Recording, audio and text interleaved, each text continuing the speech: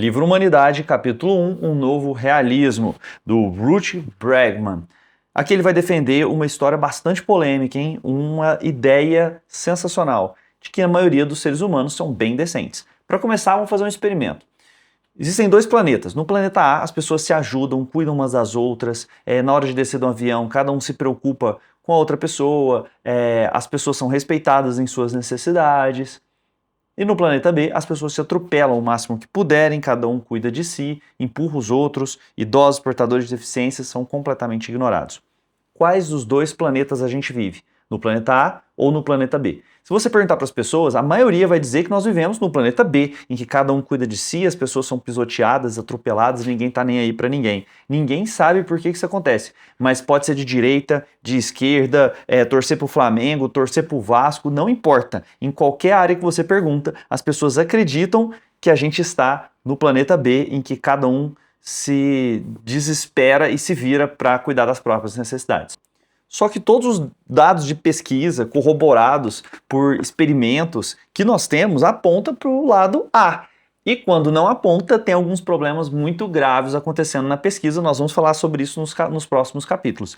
Considera, por exemplo, a evacuação do Titanic. Você vê o filme, todo mundo desesperado, cuidando de si, se matando para conseguir um bote. As testemunhas oculares que sobreviveram falam que não foi assim. Foi muito organizado, pacífico, as pessoas dando direito para as pessoas com maior necessidade, foi muito tranquilo. Mas quando a gente vai ver no cinema, a gente quer ver o quê? Ação, o pau quebrando, sendo tudo diferente, né? Nas Torres Gêmeas de 2001, a mesma coisa, no ataque das Torres Gêmeas de setembro de 2001. As pessoas descendo calmamente as escadas, a grande maioria, teve algumas pessoas desesperadas no momento final que pularam, sim, a grande maioria delas desceram as escadas de forma ordenada, dando lugar para as outras pessoas, as pessoas foram saindo de forma mais calma possível diante dessa situação, tanto que sobreviventes falam assim, eu não acreditava que as pessoas estavam às vezes esperando os outros passar calmamente enquanto o prédio estava para cair. Existe uma teoria de um francês chamado Franz de Waal, que defende que a camada social é apenas um verniz. No fundo, nós somos pessoas muito ruins, a camada social é apenas um verniz. Então, essa teoria, ele vai começar a chamar aqui, chama teoria do verniz. Só que os dados apontam para outra ideia, que quando tem uma crise, é uma bomba, é uma enchente, é um acidente, é que os homens dão o melhor de si para se ajudar. Para dar exemplo, dia 29 de agosto de 2005, o furacão Katrina alcançou os Estados Unidos, foram 80% das áreas inundadas, 1.836 pessoas morreram, foram os desastres naturais mais terríveis da história dos Estados Unidos. O que a mídia, o que as pessoas pensavam na época? As mídias diziam que tinham relatos aterrorizantes de gangues itinerantes, saques franco-atiradores, estupro de uma menina de 7 anos, 25 mil pessoas sem água e eletricidade na tempestade. Então, as pessoas descreviam o caos. A mídia noticiava o caos. O chefe de polícia disse que a cidade estava à beira da anarquia e a governadora de Louisiana falou que desastres como esse costumam expor o que é de pior nas pessoas. Só que depois que apagou a poeira, abaixou a poeira, descobriram o que realmente tinha acontecido, foram pesquisar. Olha só o que as pesquisas mostraram. Os disparos que acreditavam ser franco-atiradores de armas de fogo, na verdade foi o estampido tranquilizador da abertura de válvula de escape de um tanque de gás.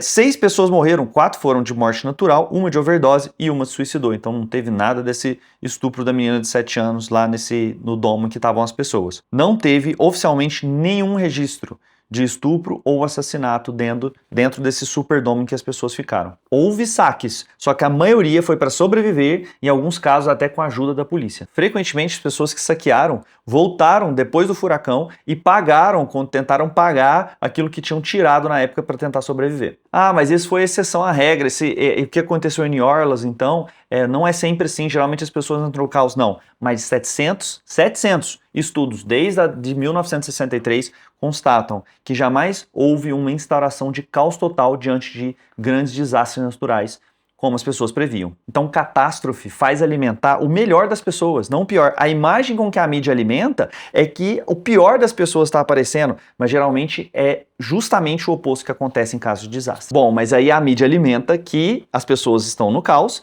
a opinião pública pressiona, e o que aconteceu naquela época em Nova Orleans?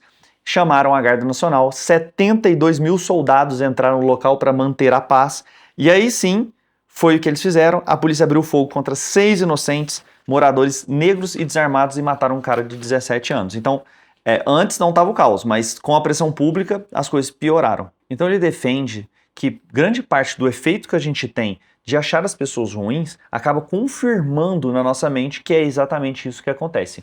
Isso se chama profecia autorrealizável ou viés de confirmação. Ao esperar que as pessoas não sejam decentes, a gente começa a observar exemplos que provem isso dentro de nós e a gente acaba aplicando isso para o mundo social. Quando a gente começa a falar que a maioria das pessoas é decente, a primeira resistência começa a vir. Será que esse cara não está assistindo televisão? Será que ele não está vendo as notícias? Será que eu tenho tantos exemplos de pessoas sacaneando umas às outras? Será que você não está no mundo? Só que aí tem um efeito muito interessante que acontece quando a gente faz pesquisa. 2 psicólogos mostravam para as pessoas atos de bondade. Então a pessoa ajudando a outra a atravessar a rua, a pessoa devolvendo uma carteira, e nada disso parecia convencer as pessoas de que o ser humano poderia ser bom. Sempre a teoria do cinismo. Ele fez isso para se sentir bem, ele fez isso para ter uma vantagem, ele fez isso para poder ganhar uma recompensa, sempre essa ideia.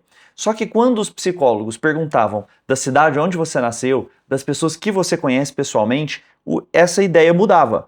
A pessoa falava assim, não, essa pessoa é boa, essa pessoa é legal, essa pessoa é decente. Só que quando você expandia para a humanidade inteira, para um povo, para as pessoas, isso caía por terra e o cinismo tomava conta.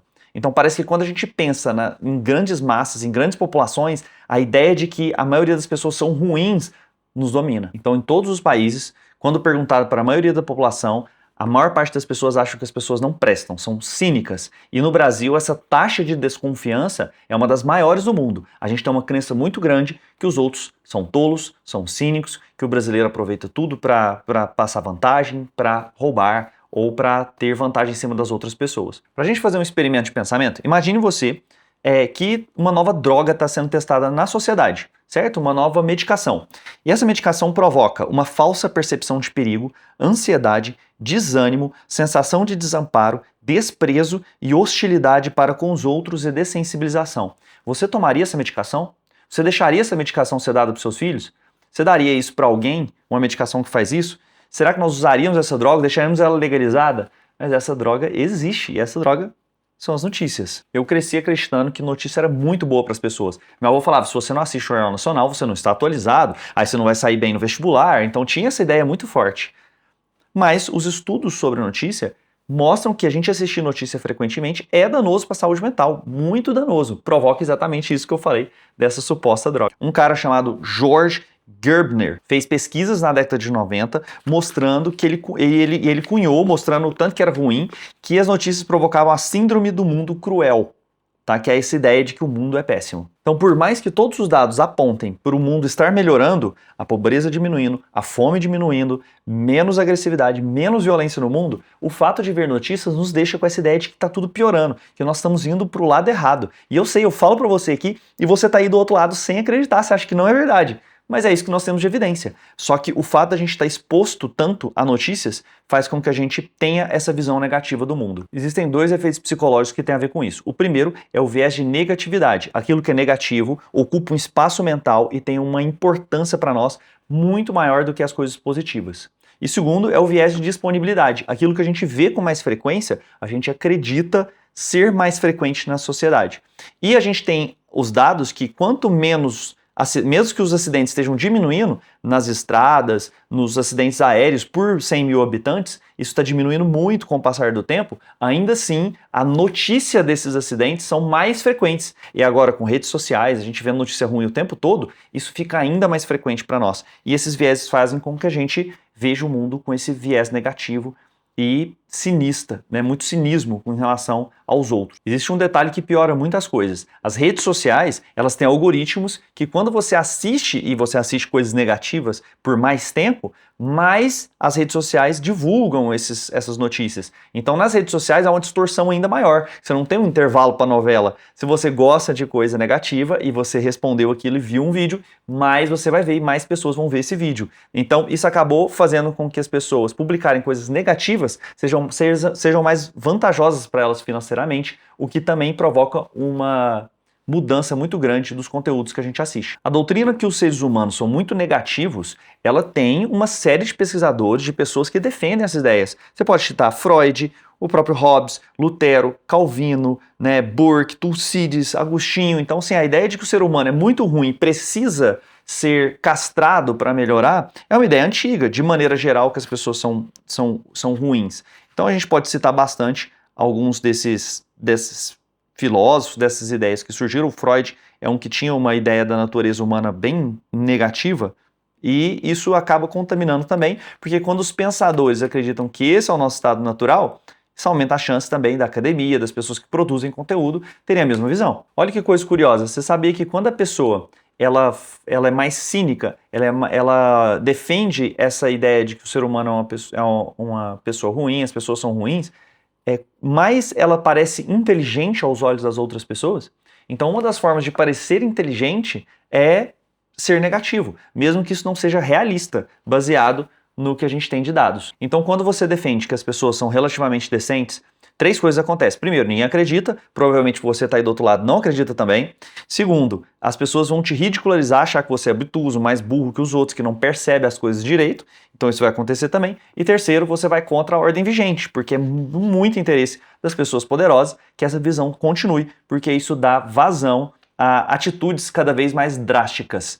E é isso que as pessoas usam quando estão no poder para justificar fazer atitudes drásticas. Então, se você quiser ter mais dados que comprovem essa teoria, histórias, dados, objetivos, que desconstroem essa ideia de que o ser humano é lobo do homem, o homem é lobo do homem, se você quer desconstruir essa ideia, você precisa continuar aqui assistindo esses vídeos comigo. Eu vou em capítulo a capítulo desse livro, esse foi o capítulo 1, eu quero saber a sua opinião, e eu acho que a chance desse conteúdo chegar para outras pessoas é muito pequena, porque não é um conteúdo que o algoritmo propaga, eu preciso da sua ajuda. E aí, se você achou que esse vídeo valeu a pena, eu preciso muito que você mande para alguém, mande num grupo, para que as pessoas possam começar a pensar nessas coisas. É hora da gente contagiar um pouco com esperança. Eu sei que vai ser difícil, mas se você me ajudar, a gente pode dar um passinho a mais e chegar um pouco mais de gente. Grande abraço, te vejo no capítulo 2.